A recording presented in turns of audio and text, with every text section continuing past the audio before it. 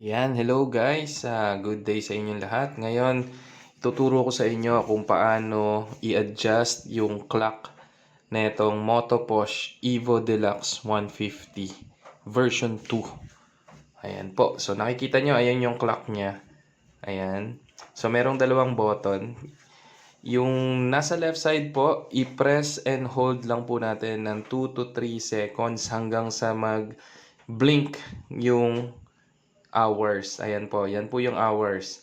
Tapos, i-click po natin ng once. Click, click lang po hanggang sa makuha po natin yung desired na oras po natin. And you can see din po dun sa right side, sa tabi po ng minutes, nagbabago po yung AM, PM. Depende sa pagpindot po natin ng clock hours. So, kung i-adjust naman po natin yung minutes, ganun din po, press and hold yung button 2 to 3 seconds hanggang mag-blink yung minutes. Tapos, ganun pa rin po yung gagawin. I-click-click lang po natin itong left side na to. Okay po. So, kuhang-kuha. Napakadali lang po na itong gawin. Sana may